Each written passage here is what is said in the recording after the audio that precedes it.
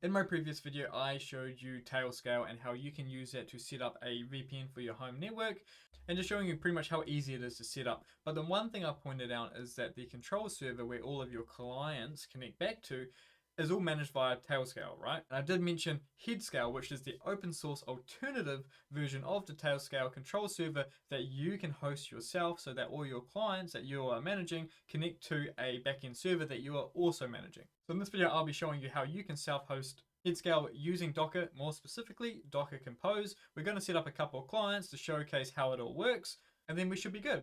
So I think first off, I will just show you my environment that I have set up at the moment that's running Headscale. So I have Headscale deployed, a couple of clients connected, and I'll just show you the interaction between them, and then I'll show you how you can get Headscale deployed for yourself. Now there's a couple of reasons, like I've already mentioned, on why you might want to self-host Headscale, and the main reason is that you don't want the backend control server to be managed and run by someone else. You would rather have control over it.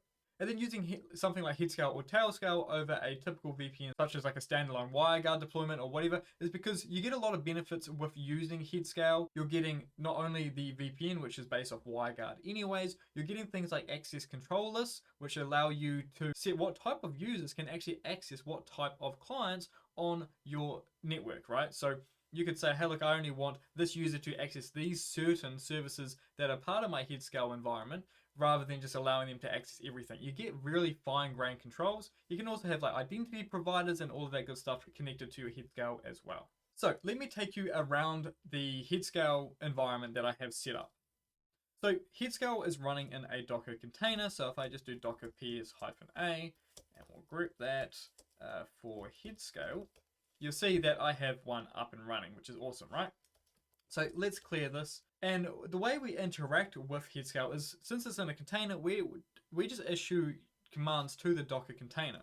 So we can do something like docker exec, so docker execute, we're wanting to run a command. The container we want to send that command to, which is just Headscale. And now we can enter our commands. So we can do something like Headscale nodes ls, and this will show us the devices that are currently connected to the machine. So I've got two. I've got the Electron Sandbox connected and my MacBook are currently connected to Headscale. At the top here, you can actually see I have the Tailscale client connected, but I've actually got this pointing to a custom control server, which is my Headscale environment. And you can see here, headscale.techdocs.nz. And that's what Tailscale is looking back at. It's not looking at its own one, it's using my Headscale environment. So what I can do here, just to showcase that I am actually using Headscale and I'm not connected to my network in any way to interact with my services, I'm going to exit out of this container, the server. Let's go into my wireless and let's connect to my hotspot. And that's going to kick me off my wireless. Great. So I'm off my wireless now and I should be on my hotspot, which I am. So if I come to my Tailscale server now and come to network devices, my devices and Electron Sandbox, I can copy that and it's given me the IP address. And I can do something like SSH techdocs at and this IP address. So the environment I've set up pretty much is, I'm not on my home network now, but I want to connect back to my server. I'm going to hit enter. And there we go. I've connected to my Sandbox server using that IP address from Tailscale that I've just been given. And I'll show you how that configuration looks when we get into deploying Headscale. So I'm going to take you through the steps now of deploying your own Headscale environment. So the big thing here is that you are going to need a domain name, right? Because this is public. Our services are running outside of our home network. They need to call back to something that's going to tell them where to go. So we're going to get a domain name. So make sure you've got one. And there's two ways you can make your Headscale environment public. Or two ways I would suggest anyways. There's probably others.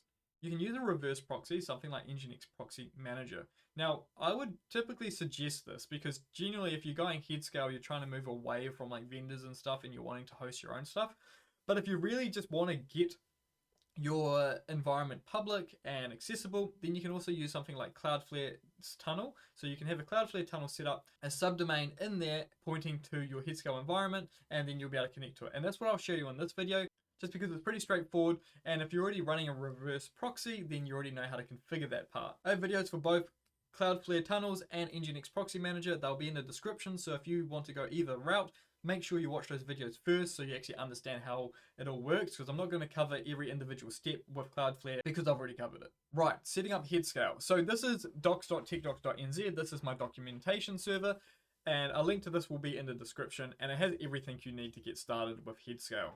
Now I said get started. This is giving you the pretty much bare bones configuration to get it deployed. I'm not giving you anything extra because it would be like an hour-long video. The whole point of this is not to overcomplicate things. We're just getting Headscale deployed, and then if we want to focus on anything further, we can in other videos or join the Discord or YouTube comments, and I can help you there as well. So you can see that there is a Docker Compose file provided, so the contents that you need. We'll cover this more in detail when we actually deploy it.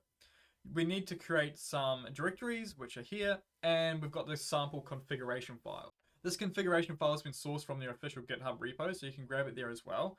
But if you're just looking for the bare bones deployment, there's only two things we need to actually change here. In this configuration, we need to change the server URL, the URL that we're going to access Headscale on. So you'll want to set this as your custom domain, and I'm going to go through this in a second. All of these values we can leave default unless you really want to change them. The IP prefixes, by default, these are fine. If you'd like to change this range because, I don't know, you prefer something else, you can change that if you like. Scrolling down, you can see things, you can change how often it updates, all that good stuff.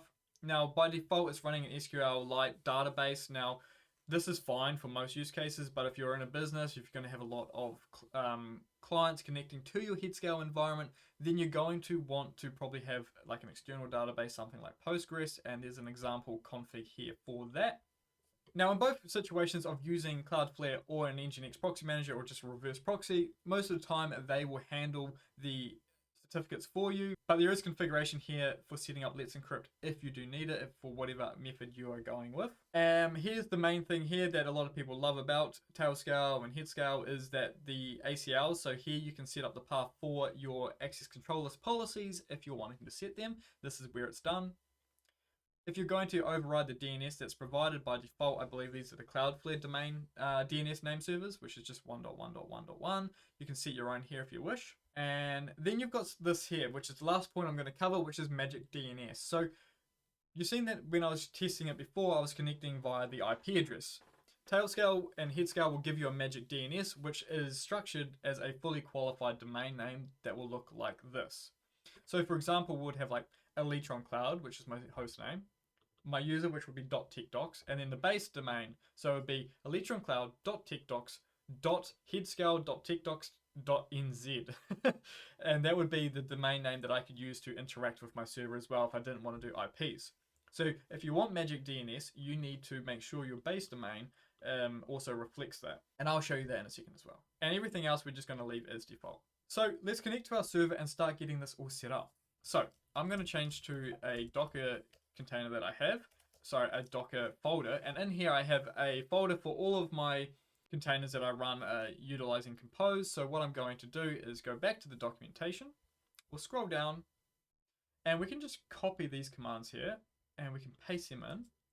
So I'm in that Headscale folder now, so if I do an ls, you can see we have config and data. That's all we've got at the moment. So now we need to make that Docker Compose file, which is very straightforward. So we're just going to do a nano docker-compose.yaml, right? We'll go back to our documentation and we'll look for that compose file, grab you, thank you very much, and we'll paste that in and we'll save it. And let me just quickly cover what's happening here. So we're creating a service called Headscale. The container name is called Headscale. We're using, at the time of recording this, the latest stable build, which is 0.22.3. And we're going to mount some local binds, so config and data. So those two folders we just created before are going to be mapped to the container on these directories within inside the container. This port here, 27896. This is just like a random port outside of the general range that a lot of people use around the 8000s, like 8080 or whatever. Feel free to change this though if you've got a preferred port you'd like to use, a valid port that you can actually use, feel free to change it. Otherwise just leave it as default if it works for you. Once the container is built, it's going to run the command headscale serve, which will actually just serve the Headscale server and get everything up and running. And then we've got restart, which means unless stopped, so the container will always run, even if the server's been restarted or whatever, it will always auto start unless you have specifically told it to stop. So that's what's happening here. So let's save that, close down over there. And now we just need to make that config, right? So if I change directory into the config folder, and then I already have one, I've already configured one. So if I come in here, I can show you how I've got mine set up. All I've done is I've changed that server URL here. So now it's just reflecting headscale.techdocs.nz.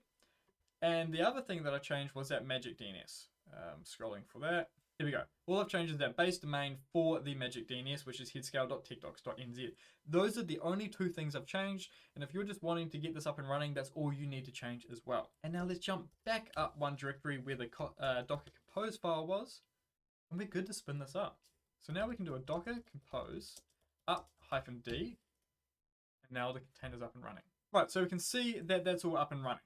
So before we can connect anything to it, we need to have that domain name pointing to our Headscale service, right? And like I said before, you've got two options. You've got Nginx Proxy Manager and you've got Cloudflare, but I'm going to show you the Cloudflare method just because it's a lot more straightforward. So this is my Cloudflare environment. Now I already have videos dedicated to this, so go watch this, but all I've got is the headscale.techdocs.nz pointing to the IP address of my server that's running Headscale and the port that Headscale is running on. And then that's all I need, and then I can connect to it. So coming back to the documentation, underneath that big config file, we need to create our first user. So what we've got here is a docker exec command. So this is just how we interact with the Headscale container and how we run commands within it. So I'm going to grab this command here and we're going to create our first user. And that's how you do it, docker exec Headscale. So I could just create another user here. So I'll just say like Nick, and there we go. I've just created that user. Now, the way this works is that once we've got our user, we've got Headscale all up and running. Now we just have to connect our clients to it. Now you can see here, there's a command here that's actually creating this thing called pre-auth keys, right? This is how your client authenticates with Headscale.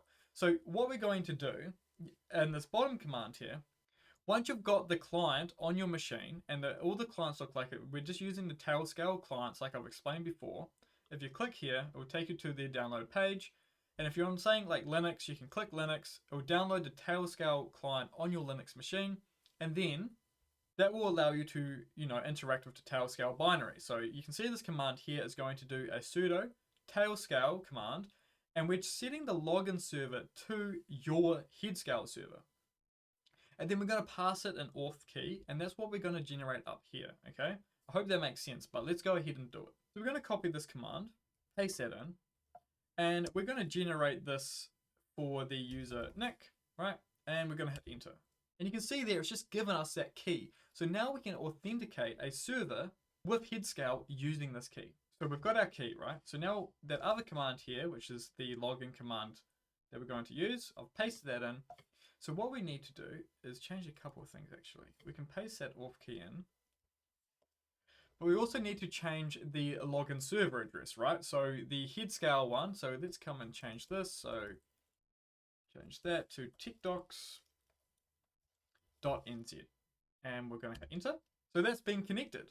And now this Tailscale, I need to re-authenticate this because me removing Tailscale when it was already connected on the Tailscale client on my MacBook. If I click re-authenticate, it should also connect to the new server as well. So I'm going to hit re-authenticate here.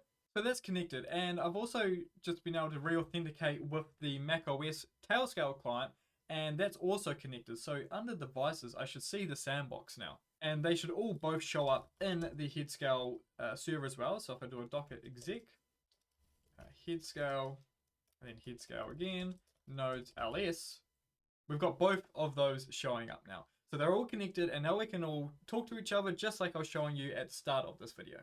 Right, that is adding Headscale. I wanted to keep it short and just straight to the point for setting up just, Headscale with a VPN and just working. And then if you want, you can now add in the configuration file, identity provider if you have one, custom DNS if you want one, access control list, all of that good stuff you can now configure. But I just wanted to get you into a good spot of understanding how Headscale works. I also didn't cover Headscale UI in this video, and the main reason for that is I think it's beneficial and fundamental that you understand how Headscale works just by itself, right? Before you slap a UI on there, and the way the UI works is it allows you to do a lot of like the user creation and stuff like that with a GUI interface rather than the command line. But I think it's good you understand how it works at command line level. You never know if the UI breaks or whatever. You still need to know how to use your Headscale server. But that's the video. Thank you so much for watching. Also, thank you so much for all the support lately. We have hit 10,000 subscribers, which is awesome. We'll just keep going and see how far we can go with it. It's awesome. If you get stuck, any questions, just want to have a chat, YouTube comments or the Discord, Link is in the description for the Discord channel. I will see you there if you need it. Thank you so much for all the support. I will see you in the next video. Goodbye.